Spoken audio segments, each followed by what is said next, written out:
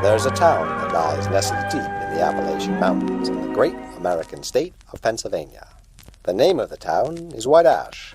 With a town charter dating back to 1714, it's one of the oldest towns in the country. And as you can tell from how hard those smokestacks are puffing, it's also one of the coldest. Thankfully, the people of White Ash have a secret that's dark and very deep. A secret to keeping warm, bituminous coal. From bituminous coal as a product ingredient comes heat, power, transportation, and necessities and luxuries almost beyond count. And where, you might ask, does all that coal come from? The answer is places like Alden Mountain and towns just like White Ash, where it's dug from the mountains by the hardest working men in America, our coal miners. But while an industry supports the town supports the industry. Here are two of White Ash's finest young entrepreneurs, Catlin and Kyle, owners of the Double K gas station. Coming or going, they'll get you there. But a town can't be all work and no play. Hello, Alec. Hello, Lillian. Where are you two kids going? Why, they're going to SIFS. Don't let its Nordic theme fool you. The most popular place in every American town is the local diner, and SIFS is no exception. Home to the world-famous Stack Attack, SIFs have been filling the bellies of White Ashians since 1895. Yes, White Ash, founded by men who came from the four corners of the earth, bringing with them innovation, can-do spirit, and dark, dark secrets.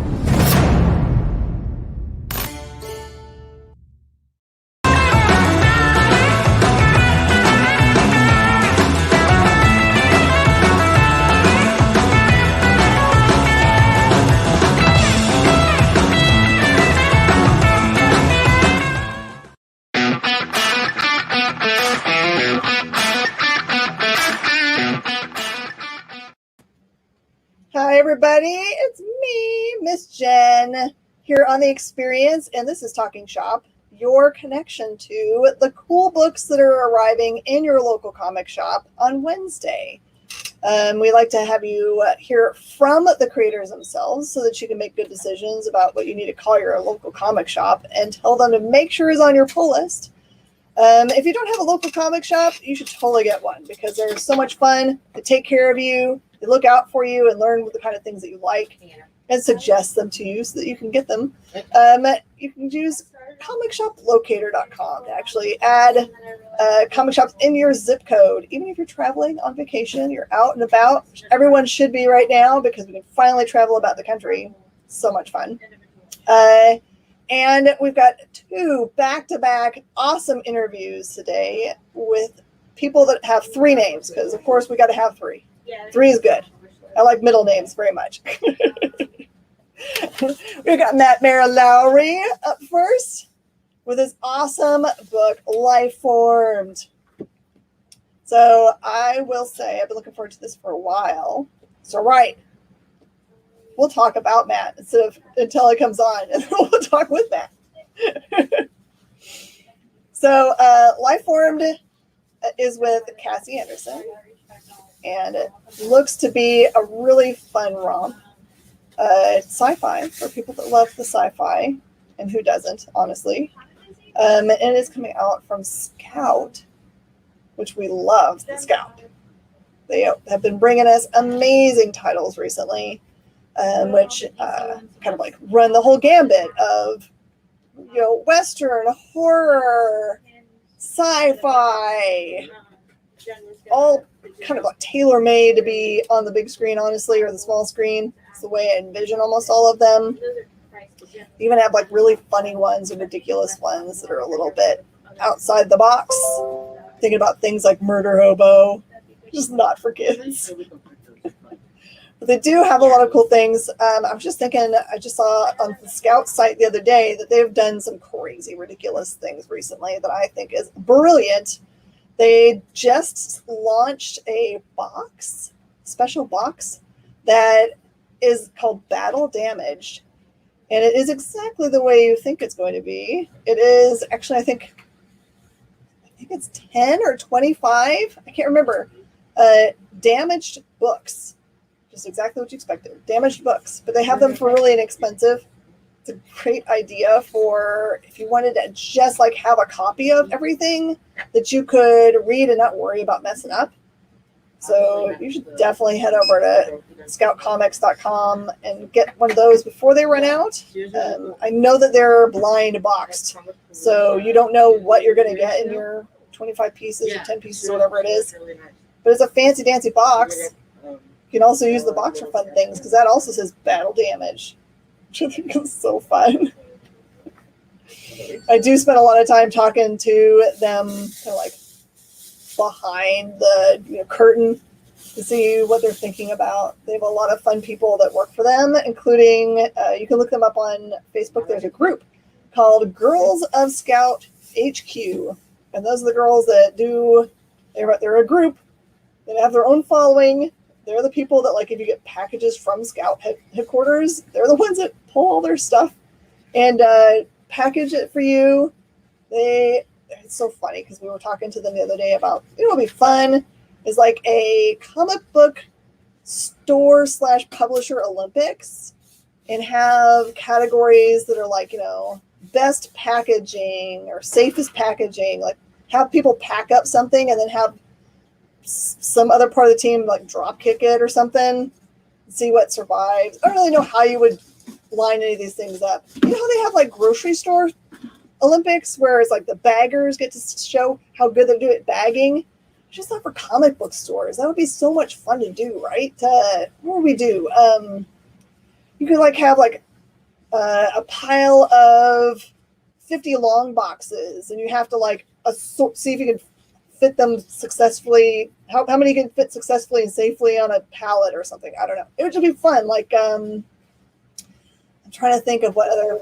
Can we play Flunkerton from The Office? Flunkerton? What is Flunkerton? It's the one where they put the boxes of paper on their feet and have to walk. Oh, yes! Yes, I just feel like they're snowshoe race with boxes of paper. What other kind of fun? You guys type in the thing if you guys can think of anything. What different categories or competitions would we have for comic book shop Olympics? Best paper airplane made out of newsprint. You could do like a fastest sorting A to Z of some random box of books or something. No idea. I don't know. I'd be really bad at that one. You'd be bad at that one? No? Yes. Best long box sport. Mm-hmm. Or you can make a throne. Yeah, I'm trying to think. What else could we do? I don't know. All right. But it looks like Matt is here now. So I don't have to sit here and try and come up with Office Olympics ideas. I thought for sure you'd have a billion of them already. Matt! Hey, can you hear me? How are you doing? Yes, everything's perfect. Excellent. All right, sorry about that. This thing has worked flawlessly every time except for this time. So it tends to happen. Yeah. I break technology even from afar, so I apologize. It's probably me.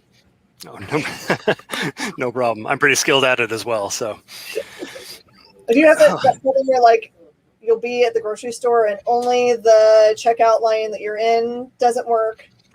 Mm-hmm. All right. Yeah. It's been a while now, but yeah, I remember that. Remember that feeling well. For a tiny amount of time, I thought this is when I was watching way too much sci-fi. Obviously, I had this idea that I might be able to affect like electrical things, like when you walk underneath the giant lights at night, and they just happen to turn off. Yep. It has nothing to do with us, but yeah, totally, for sure. Oh. That one time I came home from watching Matrix for the first time, and I thought I was turning all the lights green as I was driving down the road. It just happened to be doing that. Nice. Did you watch this third season of Fargo ever, the TV show? No. Oh, okay. Carrie Coon's character, none of the technology will recognize her, like she's a ghost or something. She can't, puts her hands under the faucet and the water won't come out, and doors won't open for her, that kind of stuff. Yeah. I actually have that problem a lot. I am the one person in the bathroom that's like sitting there trying to get the paper to come out of the dispenser like this. Yep. Totally. And then I give up and I just wipe my hands on my body. Oh, sounds very, very similar. And then the next person goes up and goes, douche. It really works. Maybe I'm part vampire. I'm not 100% certain. Right. As good an excuse as any. Yes. So I'm so excited about Life Formed.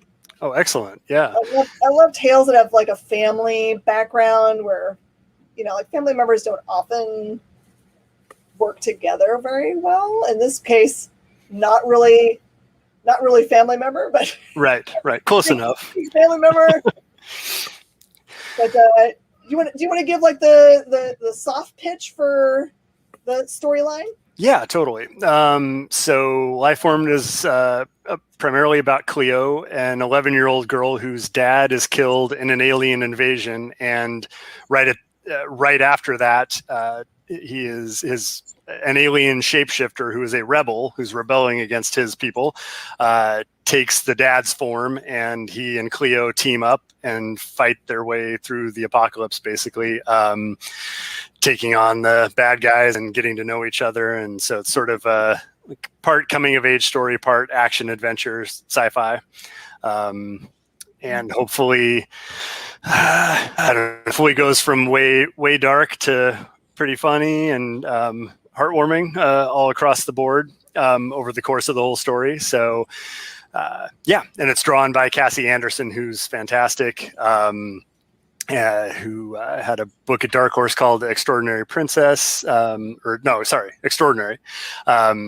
About that's a little more youth targeted, but that did really well. So we've been working together for a while, and I'm excited for people to get this via Scout for sure.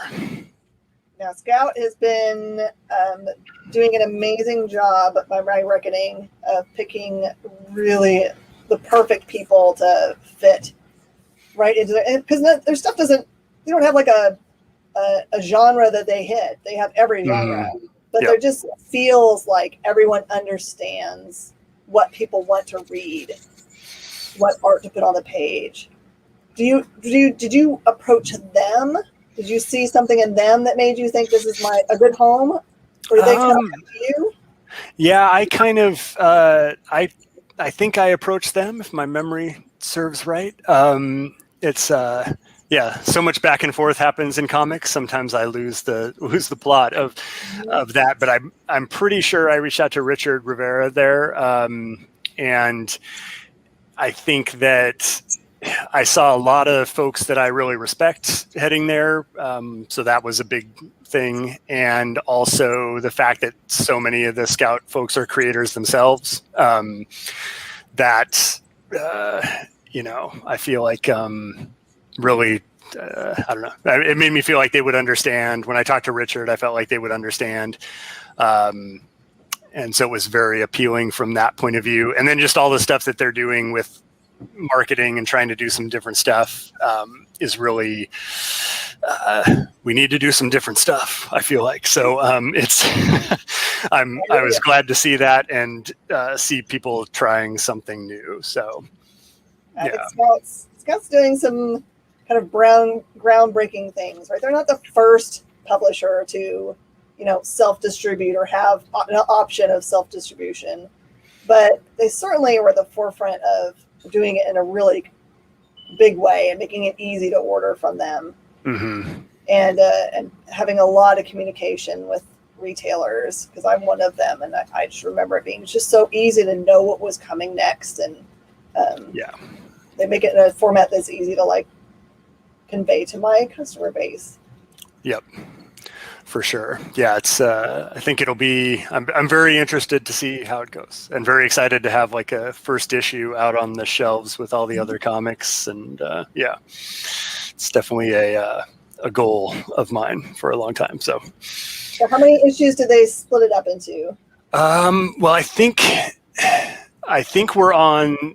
I think I have the names right here. We're part of the nonstop thing, so we do the first issue and then the collection. So that makes sense. Yeah, and I don't think we have a date yet on the collection, but we're working on both those things and trying to pack them full of some cool behind the scenes goodies and some bonus material, that kind of thing. So should be fun. Hope them to make a cool video commercial. Yes, that would be that would be great. Yeah. So They're doing when they make them. 'Cause what's there's that? They know what they're doing when they make them because Yeah. they've got some tickets out there. Right before we came on, we played the one for White Ash, and it's like a little mini movie. Totally. Yeah, it was pretty epic for a comic trailer. I felt like, yeah, very cool. So funny. I didn't realize until last week when I interviewed Charlie, which I've talked to him a million times, but I didn't realize until I watched that right before I interviewed him that is totally his voice. Oh, really? That's hilarious. It's So funny how does your voiceover work? yeah, totally. That's interesting. Yeah, so like you only message with people in comics. I feel like text message. So it's not. It's you don't know what anybody sounds like. It's pretty funny. It's interesting. The other thing I've kind of learned over the years is that there's so many people that have worked together, even on many multiple projects, that haven't met each other in person. Do you and Cassie know each other in real life, as other than just like messages? Yeah, we do. We when we first met, yeah, we're both well, not now. She moved recently, but we were both in Portland for a while, and she was at Helioscope with Steve Lieber and his crew there, and so we connected and were able to meet in person the first time we met, which was nice. And yeah, like lots of coffee meetings discussing plans and reviewing stuff. Yeah, it's nice. It's nice to work efficiently and everything through Slack or whatever. But it's nice to also I don't know, actually see your collaborators face to face and speak with them. Yeah. Good. So is there a fifth grader version of you that started writing comic books very early, or is this something you came across and just were amazing at as an adult? I read comics a ton in the 80s when I was a youngster. So sort of the post Dark Phoenix X-Men was my and G.I. Joe 20s, the 20s issues were sort of my entry point. So I always loved them. I always wrote stuff, and I did make some comics in junior high and stuff. But then I kind of got into music, started writing songs instead of stories, and that was sort of a detour for a long time. And then I was, when I turned 38-ish, I was realizing if I was going to ever fulfill that dream, I should probably get going. And so I just tried to learn a lot, craft wise, and buckle down and dove in to a few different projects, one of which was Lifeformed. And it went really well. I learned, I got to learn by sort of watching Cassie, which was super great. Because I would the first stuff I delivered to her was very, I don't know, TV style script, not real comic-y. And so seeing what she did with it, while I was also sort of schooling myself, was super, super educational. But yeah, so it was a sort of a long journey, with times in and out of comics. But I'm very, very glad I went for it, for sure. Did you have an early mentor for the entry into comic books? As far as the writing goes, or I think the thing that really clicked for me, with nobody that I've met them, but not was not directly tutored by them. But when I was reading Bendis's Ultimate Spider-Man stuff, which was sort of what pulled me back into comics, 2004 or whatever, I was just really struck by I don't know, the whole, the deconstruction of that first that first wave of Ultimate Spider-Man where it's taking takes 6 issues to get Peter into the costume or whatever, and like you're seeing all these facets, and somehow that really spoke to me because I felt like I had kids and I wanted to be seeing sort of like normal life play out a little bit in the stuff I was writing, and I felt like in its way that really did that, so that was super instructive to me. And then I listened to a ton of Word Balloon podcasts, and so Fraction and Brubaker and Remender and Bendis and that whole sort of group of guys sort of helped me. I don't know, that helped me really feel like I understood what I was getting into, and that it would be what it is, not just the glory of comics, but the all of it of comics. So that was super helpful, I feel like. And yeah, so and Bendis's book was big for me too. The Words with Pictures, or Words for Pictures. Yeah, so but a lot of it was just sort of trial and error and trying to emulate my heroes and then hopefully do my own thing after that. So you mentioned your kiddos. What do they think about it? Are they into the genre of comic books, or are they? Yeah, they started off. So they started reading right out of the gate with Tiny Titans, and they just our place is a wreck full of comics. They've been reading all their lives. I think like their favorite stuff right now is probably the current Runaways run, and I got them those phone book versions of like the old Silver Age Legion books, and they love those and are now back on their like sort of third cycle through Major Obsessions with Saturn Girl and Lightning Lad. So, you know, when they were 6, they loved it, and now they're 16 and they love it. So it's it's pretty good. They're pretty into it. I don't know if they care that I do it as much. But I do make them read my scripts and tell me if they, suck or not. So it's a family, I guess, a family business, if we want to call it business. So has any of them surprised you with an insight that you were like, you know what, you're totally right? I think, like, especially with Lifeformed, I didn't want to be the like mid-40s guy writing an 11-year-old's bad dialogue. I wanted it to be pretty on point. So they have helped me a lot with the, I guess, the verisimilitude of that kind of stuff, and just keeping me honest and telling me when something sounds like an old man saying it, not a young kid. And my daughter did just come up with a really good take on something. I'm blanking on it, but I show her all my stuff. And if she deigns to look at it, she will give me her feedback and often, points out what's working and what's not. And she doesn't have a super long attention span, so I can that actually helps me gauge whether or not what I did was very good or not. Because if she actually comes back and tells me that she read it all the way through, then it must be okay, or it must have something, So looking strong. Exactly. Yep. I also noticed that you have on your webpage the Thoughtscape Comics Anthology. Tell us a little bit about that. Yeah, that is a Kickstarter that just wrapped up, or not. It's not just that, but I just wrapped up a Kickstarter for the first issue of an anthology series that's stories written by me and drawn by a variety of folks.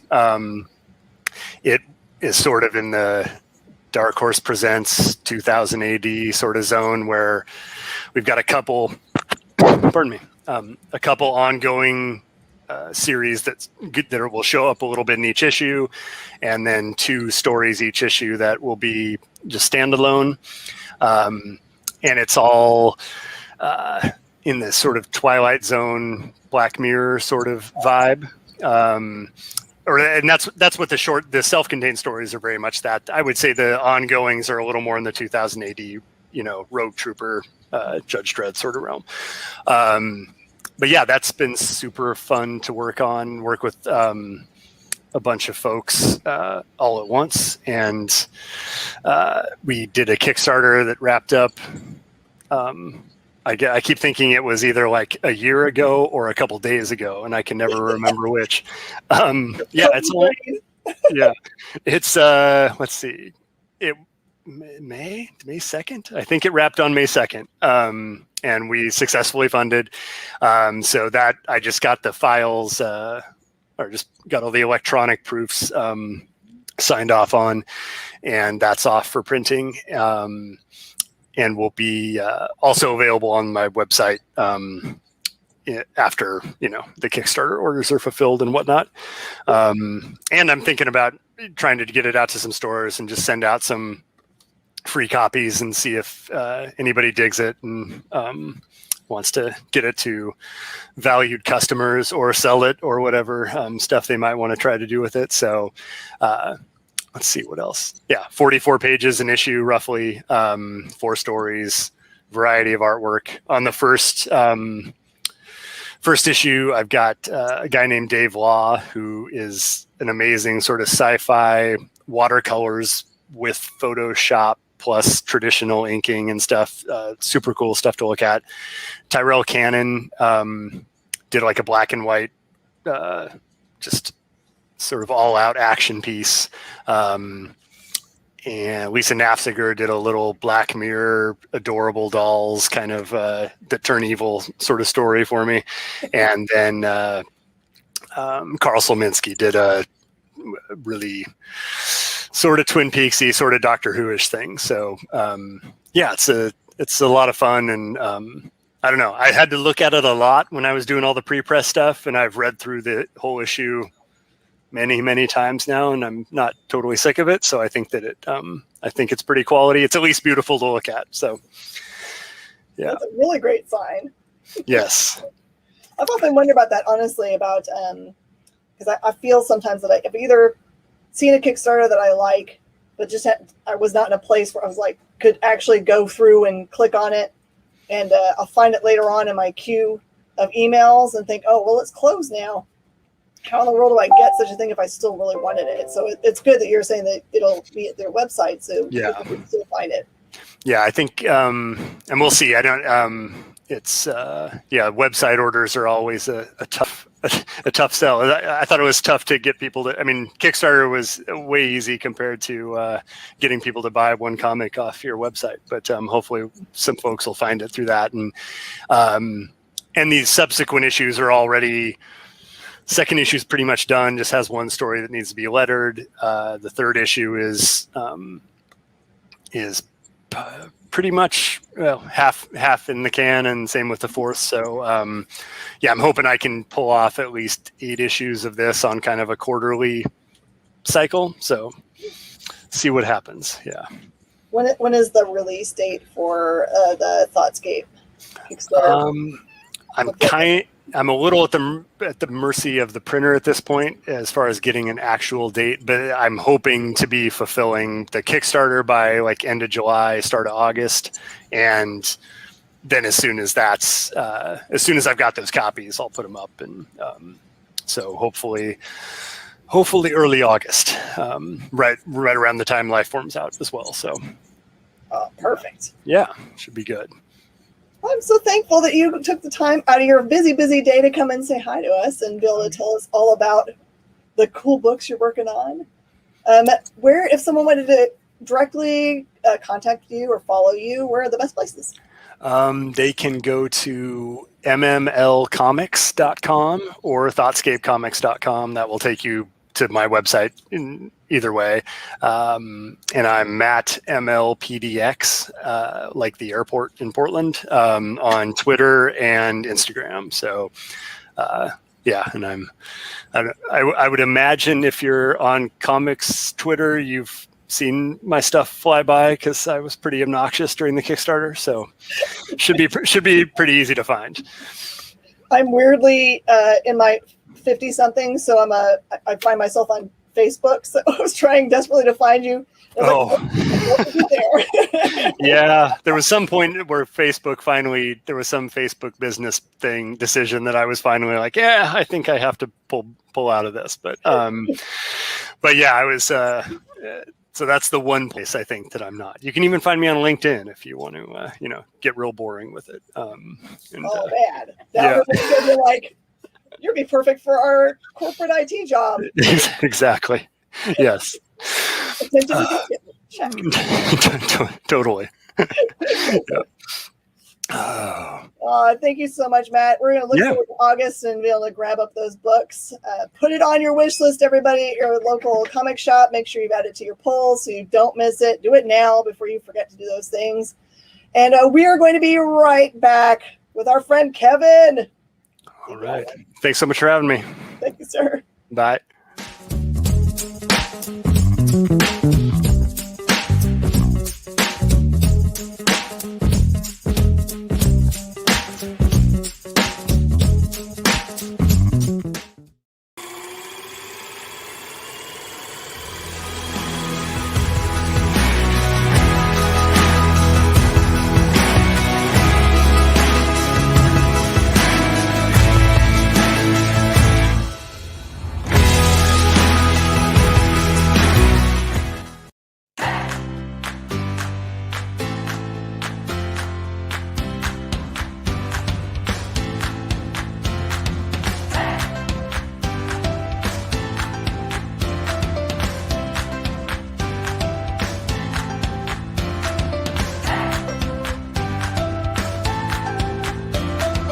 There's something for every imagination at your local comic shop. Visit comicshoplocator.com to find a store near you.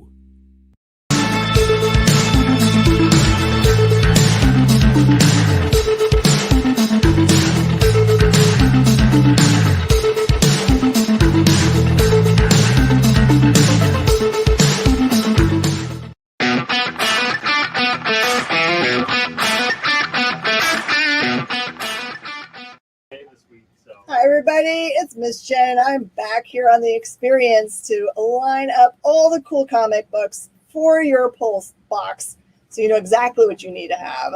Up next, we've got Kevin Parrott Rodatelli all the way from Quebec. Bonjour, ça va bien?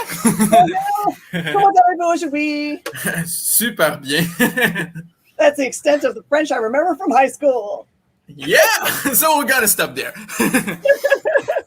It's so funny. Every once in a while, I'll find myself in La Madeleine, which is one of the restaurants here that plays in the bathroom, recording of how to speak French. So I'll be like, oh yeah, I remember this now. That's so cool. Yeah, and then I'll be like, the problem is I'm in Texas, right? So most foreign languages you're going to hear here are Spanish.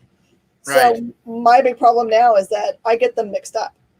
So they're really similar. Yes. So some of the sentence formation is the same, which makes it extra difficult, and some of the words are the same. So right. I don't understand Spanish, but I know it sounds the same. So, so how have you been today? It's been great, pretty crazy because I'm making like some posts and talking to a lot of people because, well, this thing is coming out on Wednesday, so it's exciting, stressing, and I can't wait. You know me, I've got the old school version. Hell yeah. Thank you so much. That was the first book in the universe of Freaks now. Super cool. So if anyone got this one, you're going to enjoy this one. And if you did not grab the first one, it's standalone. So it's really for the fans that did get the first one, you will enjoy it. And for people that did not have a chance to get the first one, you will enjoy it. And if your comic book store, like still have it on the shelf, well, pick up both on Wednesday. Yeah, and they're both from Behemoth. So if you're trying to track it down at your local comic shop, that's the company you're looking for. There you go. Okay, so I have to tell you, I went back and about an hour ago, went through about the first half of this one to try to reconnect myself with the universe because I think it's been a while since I read this when it first came in. And I have to say, there are some serious thought-provoking ideas that come out of it. This whole idea of the beings that have multiple lives, and the formation of religions, and the gods trying to affect the people that are a part of them. And how in the world did you come up with such a big, broad look at just like it? And it doesn't feel like it's one religion. It's like all of them plus made up stuff. Well, I would love to have the shirt answer that everyone thinks that I do a lot of drugs, but I don't take drugs.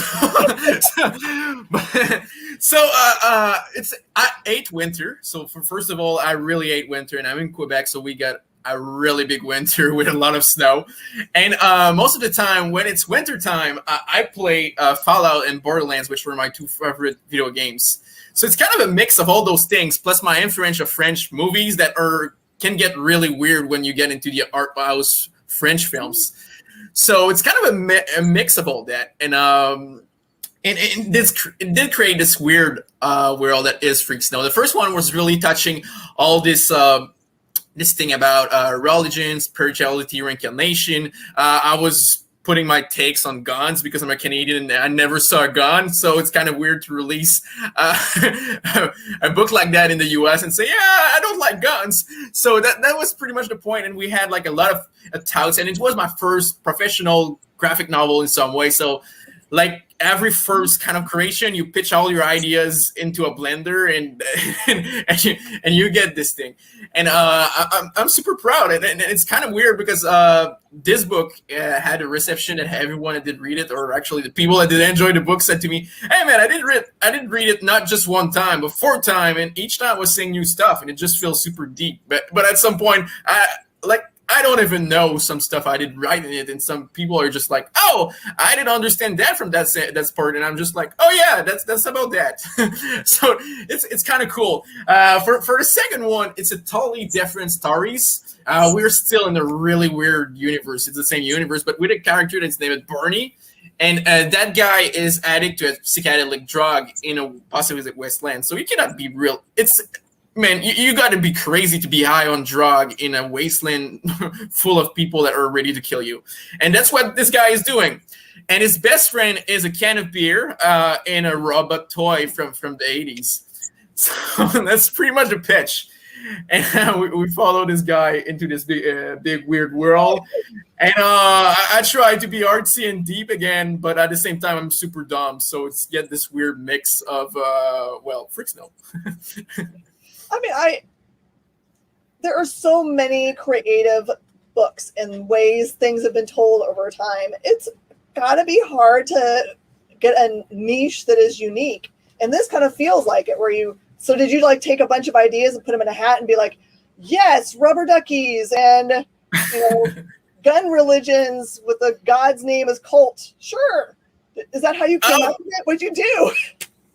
And not really, just like it's came out on the script like that. I'm just like, oh, okay, that's the story, and I just write it like I don't force the idea that I need to make something edgy or bring like weird ideas and combine them together to make something cool. It's just like it's come out like that. I just have a weird brain, I guess, and that's all. I make those weird books. But I'm super happy with the Freak Snow reception and stuff like that, and Behemoth. We have our collaboration because I have my own imprint, Happy Tank, which we released this one. It's our first release of Happy Tank. The logo just here.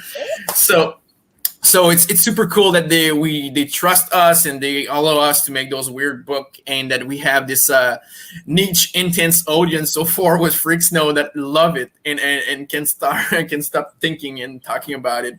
And it's super cool because those books, since we put like a lot of thing into it, it's created a lot of conversation on our social media, and people interact with us and just say, hey man, on that page, is it a reference to this? I remember like in 68, there was that at Woodstock, and I'm like, I don't even know what you're talking about, but yeah, it could be about that, I guess. So it's super cool that we would create those type of conversation and kind of a cool following that is building. And I hope that this series can continue this adventure of building a Freak Snow family, because I think it's a book for freaks, and all freaks on Wednesday buy these books. The art style for this first series is real. I don't know how to, I'll call it dirty, where it's like a lot, like even on the outside of the panels, it looks almost like on purpose someone's made it look dirty. It's not a clean cut anything. And it's just so engaging. I think it's probably why people are talking about that. They had to go read it a million times because it feels like there's stuff on the page. You have to go back and see if it's there. Right. And it's something that we wanted, since me and Rob is the artist of the series. We both like really big fans of art house movies, like all the movies that you think that are boring. Oh, we love them. So, and we love those type of directors that just put a lot of thoughts and a lot of things visually that you really don't see the first time in their shot, but it's always like painting for each page. So that's kind of what we're trying to bring with those comics. An effect that you just feel like, oh, I didn't miss this thing the first time. We want to make this effect that some movie has that we just need to watch like 3-4 times to see everything, and that's what we are trying to do with those books. And well, it seemed like it did work for the first one. I hope it will for the second one, but we are super excited. And it's and the art style is totally different. It's still Rob, but we did go with a really different art style. It's still unique and weird.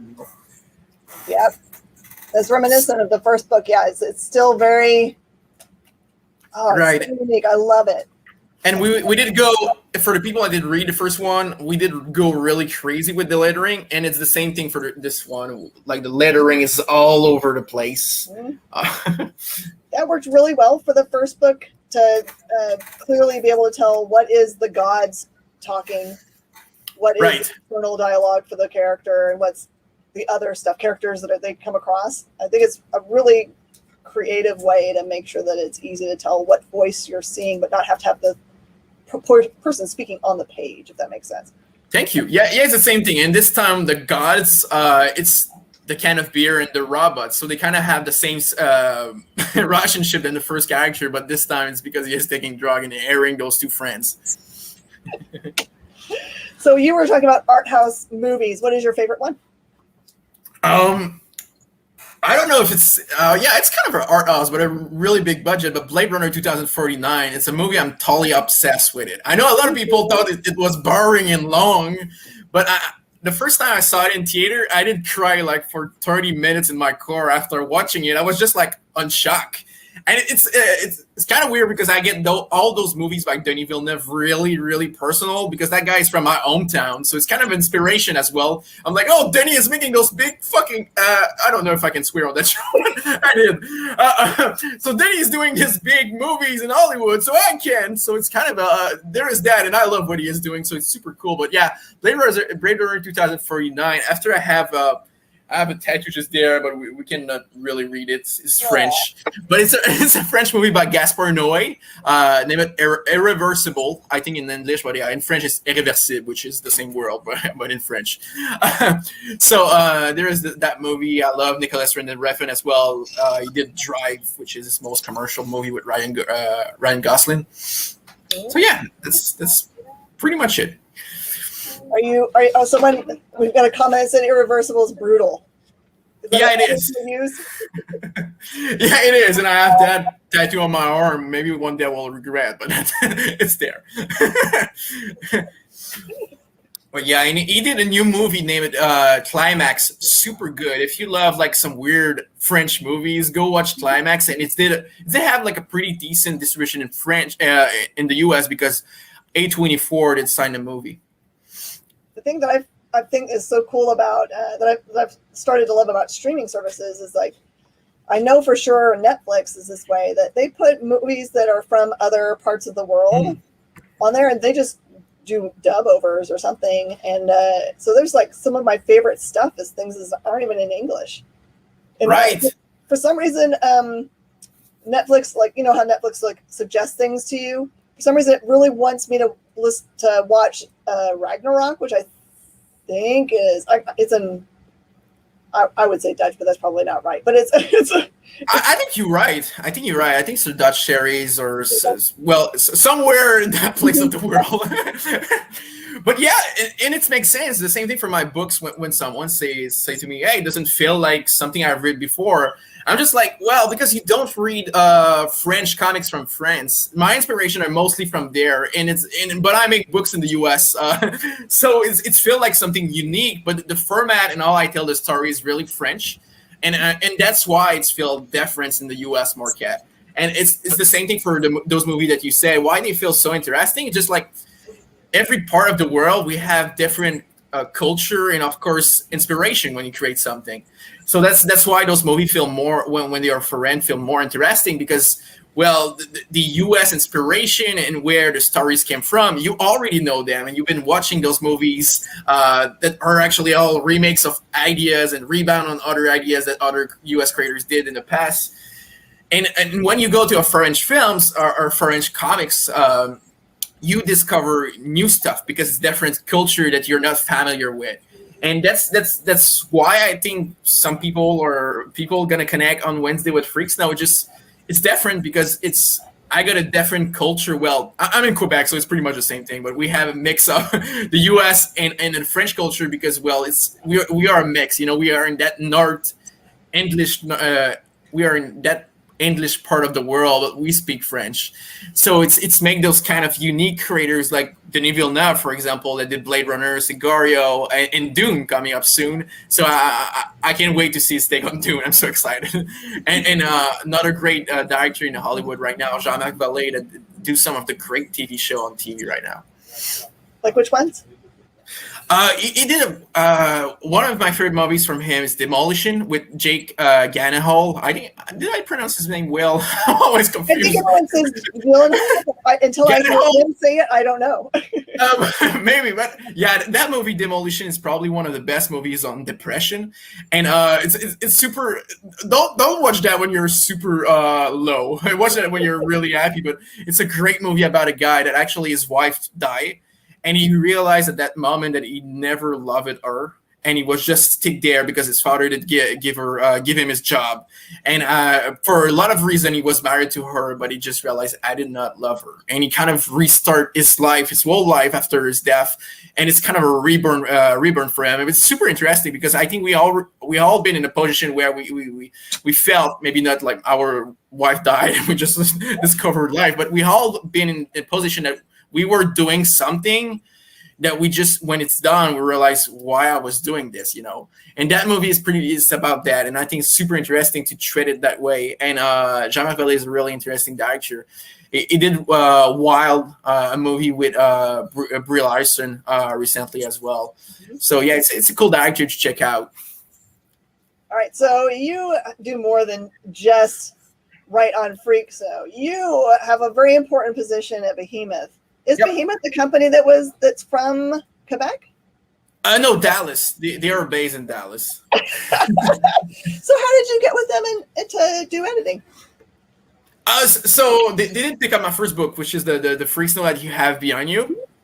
And we just started to have like a really close relationship. We said that we were working well together and we had similar ideas on publishing and our taste of creation. So we just started working together like that. And, now with the internet, I can be based here and them in Dallas and we can work well on projects. So it's super cool. Now I run my own imprint, Happy Tank. We got our second titles after Freaks Now, MFKZ #1, dropping June 23, if I'm not wrong. I don't have a schedule in front. And after we get we got our third one, Cinema #1, which is an action cat comics. It's gonna be crazy. So check this out. happytank.co is our website. Yeah, you absolutely have to. All right, so I need also the pitch for MFKZ because I ordered a bunch of them because I just like the look of it and the tone, but I have no idea what I've gotten myself into other than it's boss. So it's a French comics that I decided to bring to the US because I love it. It's one of my favorite comics ever.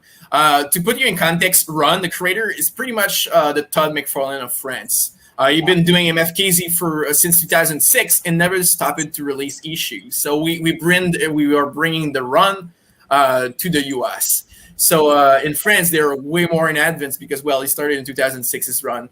But it's a comic book it's a coming of age with two characters, but one of them discovered that he is an alien, but he always thought he was just like a different human, but no one explained that he was an alien.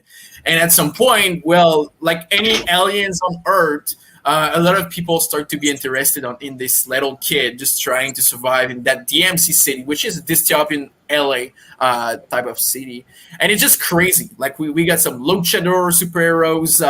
There is some man in black type dude that are running for that guy, and his best friend is a kid with a skull head in fire all the time, which you look like a small Ghost Rider type of character. Yeah. One of his cat, another friend is a cat dude. So no one is like a normal human in that thing. So I understand him that he did not believe that he was a human, you know.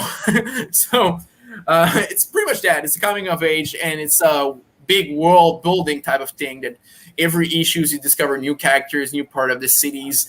It's gonna be ongoing, and we release the first 6-part issues monthly. We take a small break and we come back for 7 to 15 or something like that issues.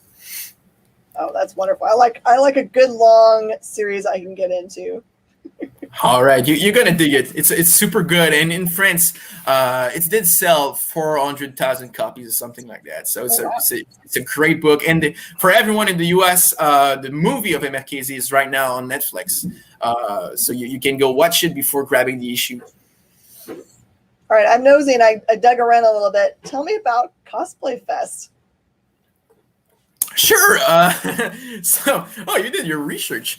So yeah, I'm a cosplayer, so I was like, "Woo, yeah!" Also, I'm gonna talk about costumes. yeah, I do a con in Quebec. It's an outdoor. We have like a park that we full with cosplayers. There is 30,000 people that come every year. Well, we did not do it last year because of COVID, and this year we are allowed by the town to do like a small edition with 2,000 people in the park. So Cosplay Fest is back, and we can't wait to do it.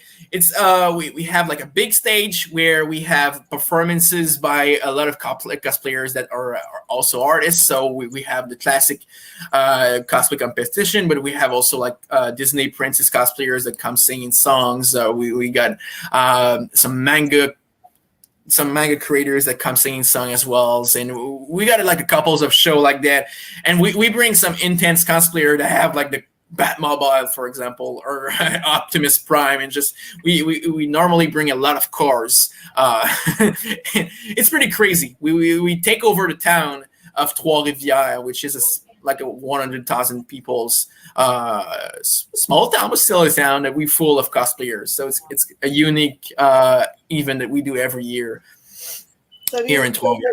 Does the city work together with you to help put it going? Yeah, we work with a city that financed the event. If not, I will just be like crazy doing that with my own money and losing money every year. So it's a kind of cool all-age event that the city's finance and just say, hey, you nerds, do us an all-age show with a lot of superheroes and princess. So that's what we do every year. I'm sure that you make lots and lots of families very happy for all those photo opportunities. They get to meet their real heroes. Yeah, it's super cool, and there's so many cosplayers that come, and it's totally free, so everyone can come and meet the superheroes, and we have all those shows. So it's a special event it's super special for kids. You know, we see it all weekend long with the smile like that of all the kids, and just that is a big reward for doing this show. Oh, that's so cool. So are you yourself a cosplayer? How did No, I'm not into cosplay, but I'm the guy with the walkie-talkie and just being sure that everything is fine in the show, because it's really intense when you have like 30,000 people on plays and trying to be sure. And it's super hot because we do it in the last weekend of July, so we get in some crazy temperature, and we have like there is some cosplayers with really hot like we have always every year, like Hulk, Chewie, or Thanos, for example. It gets super hot in those suits, so we need to be sure that those guys are not like collapsing in their suits. So it's a super intense weekend that we just try to get to keep all the cosplayer alive, because it's getting hot in the suit. Okay, so I'm from Texas, so I always wonder when other people say it's hot. What is hot in July in Quebec? Let me check, because we are in Celsius, so I need to check what it is. Googles. Yeah. But yeah, it's getting around 111 Fahrenheit. Oh man, that would burn you like the sun. Right. Yeah, it's super weird. Quebec. We have pretty hot winter and super cold. Super cold winter and super hot summer. So there is no metal. Yeah. Man, is there something that you do outside of comic books? I got a marketing company, and now a happy thing that I run. So that's the two thing I do. I'm super busy, but man, it's so fun doing all those stuff. And marketing is always with creative company. I don't want to deal with stuff that is not creative. Like I will not do like corporate type of marketing with people in suit. I will just be bored. So it's I work with music labels and comic book companies, of course, and stuff like that. So it's super fun to be working on those. Oh yeah.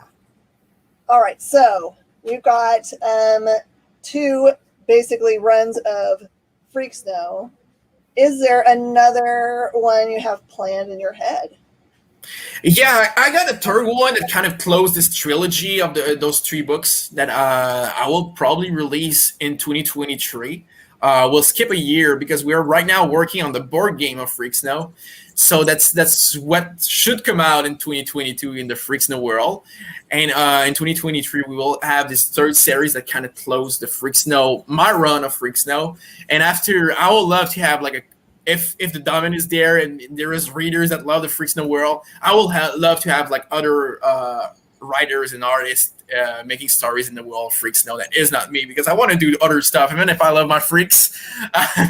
But like what I will have to tell in that world should close with a third mini series, and I don't want to tell too much stories, and I just don't feel inspired, and I don't think that those stories matter. So I prefer to stop when I have something to say. But maybe like in the year I will say like, oh, I have 15 other stories in the world of Freak Snow to tell. But so far I have another one I really want to tell. And after, I will love having other creators to jump into the Freak Snow world. I think one of our viewers is interested in what your T-shirt has on it. Yeah, it's a tarot it's a tarot with a pizza slide on it. That is pretty. Is that one of yours, or is that something you just? No, I didn't buy that at a record store. I was like, I need that. It's brilliant. Have you figured out if have you done any Happy Tank like T-shirts or that merch? Yeah, they are on the PMN website, and we should have we will have a T-shirt of Freak Snow that will drop at the same time issue 3 of the new series, because we have a character that is a parody of Hulk Hogan into it. And we mix thing with Freak Snow and Hulk Hogan get into that thing. So we have our Hulk Hogan parody that will be on a shirt done by Lucas Kowalczyk. So it's super psychedelic and weird. So I can't wait to drop that shirt. We'll drop it at the same time of the number 3 issue. I'm pretty sure people are going to want to have the beer best friend shirt for sure. Yeah, well, we need to do one. That's a good call. After the show, I will text Rob and say, hey, man, do a T-shirt of the beer. Well, thank you so much, Kevin. I know I want to have you back again because there's a lot of stuff that we didn't get to unpack and talk about. And I definitely want to talk to you after this release so we can see what everyone has to say about it and get some feedback from them. Awesome. So is there any more like you want to point people to that they should follow you, that you definitely want them to push to them to? Well, grab this book tomorrow. On Wednesday. So Wednesday, grab this book, and I'm sure you're gonna love it. If you don't love it, if you see me at a con, just come to me and tell me I did not like it. And what I will do, I will buy you a beer at the con, and we will be friends again. So that's the plan. And if you want to follow me, it's Kevin Rudy Telly everywhere on every social media. Well, except TikTok. I don't dance, so I'm not there. But you can follow me there, and I have many other stuff to announce. Not well, many. It sounds like I have 100 things to announce. But we got a lot of things coming up, and another series I'm writing that we should announce maybe in 2-3 months, and I'm super excited because it's a video game adaptation, so it's gonna be cool. So follow me, and grab tomorrow Freak Snow. Well, why I say tomorrow? It's Wednesday. Grab this book. Perfect. All right, everyone, you've been told you need to go and add it at your local comic shop. Add it to your pull list. You need Freak Snow, absolutely. Then have them hunt down this first series, which should be Hell available. Yeah. All right, everybody. Thank you so much for joining us Thank for you. this. It's a Don't pleasure. leave. We have more stuff going on in the experience, and we'll have Kevin back. So let us know if you loved talking to him, and give us feedback about that. And we'll see you guys in just a couple minutes. Awesome. Bye-bye. Thank you, Kevin.